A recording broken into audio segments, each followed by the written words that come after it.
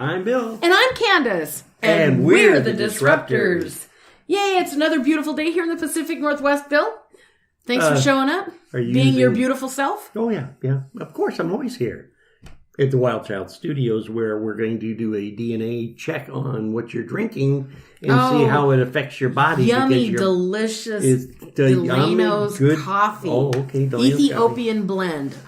Oh, wow. You got some exciting blend in that, too. Yeah, it's a local roaster. Local? Rooster or roaster? Roaster. Oh, these headphones aren't working correctly. What are we going to talk about today?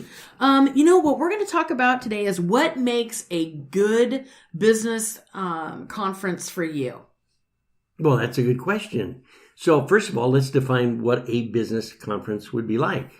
Well, so we've got, it's not a trade show. Not a trade show. Okay. So if you're going to spend the money on going and listening to individuals that are going to impact your business. Right. Leadership development is really, really worth the investment. Investing in your knowledge and how you can go ahead and turn it around and benefit your employees, your clients, your business, the structure of your company, all kinds of different things that are out there, new things, new trends, on and on and on.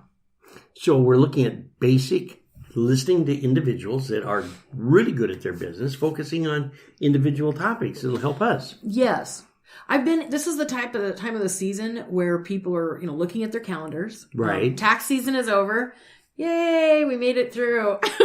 Some of us, so yes. That's kind of a dirty word this year since all of the new changes that have happened in business taxes and so on and so forth. So we want to celebrate that we've made it on the other side. Yes, we did. I'm going to Walmart after I leave here because they got these nice orange jumpsuits, and I want to make sure I have my own collection of garments when I end up at Lapoke. But go ahead. Pay your taxes. It's a privilege. It's a privilege. So what makes a good business conference for you, Bill? I think a good one would be keynote speakers that really know what they're talking about, for starters. They can give us the inside tips of things that we haven't thought about. For instance, morale, how to handle employees' problems, because now we have so many businesses, and the danger of an employee going a little cuckoo and disrupting and making business rough is something to look at. I think that streamlining with a high-tech industry now is another important thing. Are we, our business really utilizing everything that we could in the high-tech industry to make it work? I think talking and listening to people that can just inject positive movement in business. Some of the conferences that I've been to, they're really like coach heavy, and so business coach, heavy, and they bring topics that are good. But I think sometimes when you're scheduling and you're looking for speakers, it can get, so much of the same type of idea that you're really not bringing in anything really fresh. And so I think diversity is key when you're looking at a conference. I agree with you totally that. But what else? What else? So you have tech, You have tech, but I think the whole thing, the nucleus of the center of any teaching process, and that's what it is basically, is to have teachers and people in the business world that have had their feet on the ground, that have actually done the business. So not just keynote speakers that speak well and they sell their book and they've never opened up a store. Never had any opportunity in their life to actually be on the front lines. They've just written a book or read a book, and now they're telling us how to run our business when they really probably can't run their own. Well, I think that's really key. But often those people have been tucked away for years and people don't know them. Well, that's very true. So they're not a big, let's just call it a draw, right? Okay. They're not a big draw. Not at all, because, they've been busy rolling up their sleeves and working. Well, that's true too. But, you look at this great big advertising. They'll have football stars there. They'll have people that have jazzercised themselves to have great health, and they'll just have all these. You totally dated yourself, there, right? Yeah, I know. I did it again, but or mattress. Hot yoga. Yeah, hot yoga. Yeah, there you go. They've hot yogaed we could have said sweating to the oldies. Now, let's not pick on Richard Simmons. Let's move right along now. I think it's a kind of an interesting contrast, though, because there's so much that can be learned in a simple conversation if the individuals participating in the conversation have actually done the business. I agree, because they're not speaking out of theory. They're actually speaking out of practicality of what's worked and what hasn't worked. They've got the stripes, the scars, the, the all that t-shirt. stuff. Plus, they challenge you to think outside the box. I agree. I think that's really good. So, what topics? I would be interesting to be able to go to a conference and listen to how people brand and protect their product lines. Okay, so topics on branding and marketing. Absolutely. Okay. Some good basic information that they can take back and apply it immediately. Absolutely. So the basics, maybe, branding, marketing, accounting. Well, nobody wants to talk about money. No. But let's be honest. They all complain when they don't have it and their sales aren't there and they don't know the numbers because they haven't monetized. So, that's just good basic information as you curl up your little lips and go to the accounting. But the fact of the matter is that businesses getting themselves in great big huge trouble on tax bills, and when they've gone in and they've got a product, right? And they haven't dialed in the numbers. Well, that's very true. But on the other hand, going to a conference, and if they don't have a good CPA that is intriguing, entertaining, and can keep you awake long enough to talk about the numbers, I've gone to meetings where the CPA could really stop a clock, seriously, with his speech. Well, it would cry. It can be dry. The clock would cry. We can be dry. We're not going to see eye to eye on this, because I think that if you... Crying, big tears. If you know your numbers, you can adjust you have to be awake. What do you want them to do?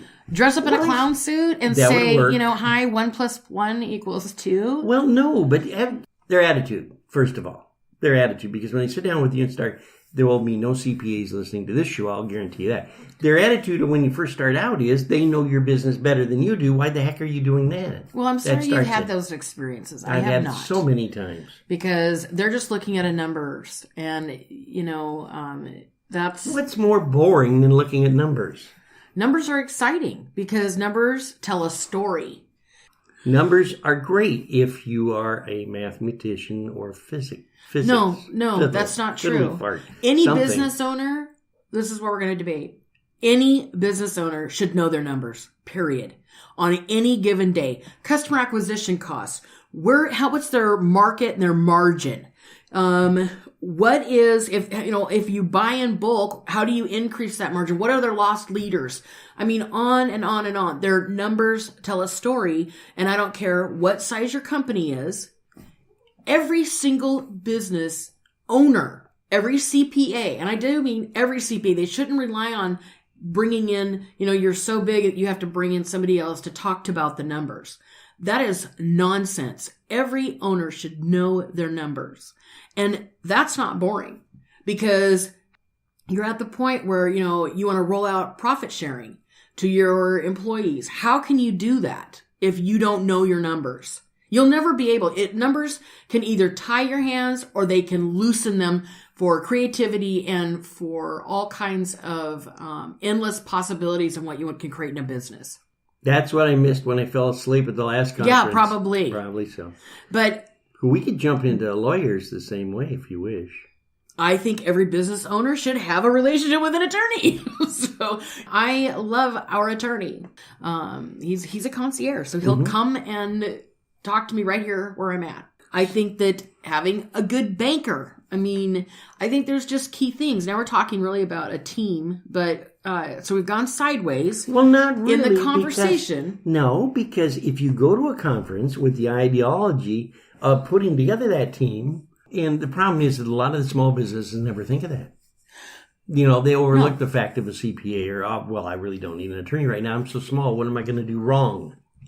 And I think a lot of people get into business, into other businesses like MLMs or whatever, but they don't sit down and understand the basic fundamental is a business team. You've got to have a CPA that knows what's going on so they can guide you. You have to have a lawyer to make sure that your line and your product services are correct.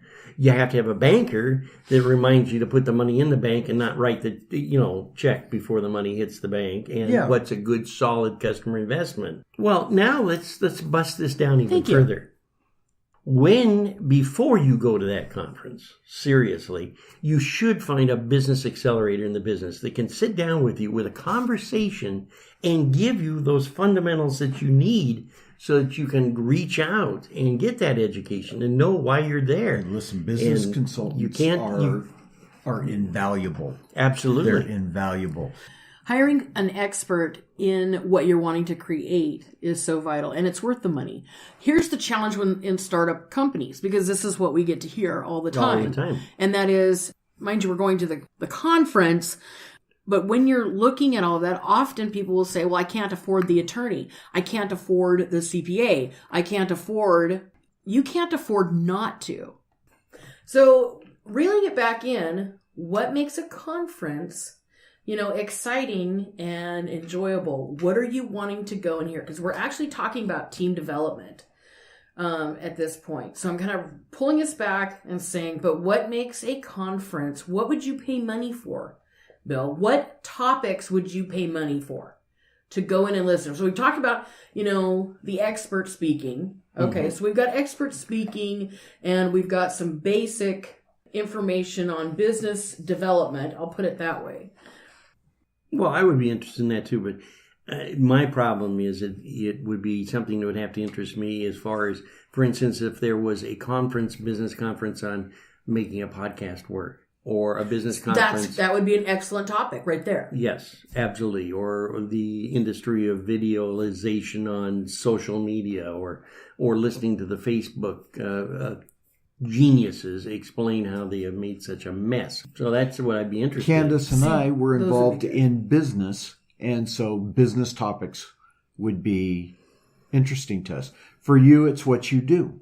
Very true. Very true. Because I think when you build a dream, and that's a dream of being able to be an entrepreneur, going where you have to really want to go in a business world, you have to enjoy it. You have to love that occupation. And here's something, I'm sorry, you hold that thought just for a second. Here's something too that I think that needs to be addressed, and that is, ethics. Ethics in a digital age, understanding security, keeping information secure. One of the things, and we've talked about this, so I'm going to bring it back up again.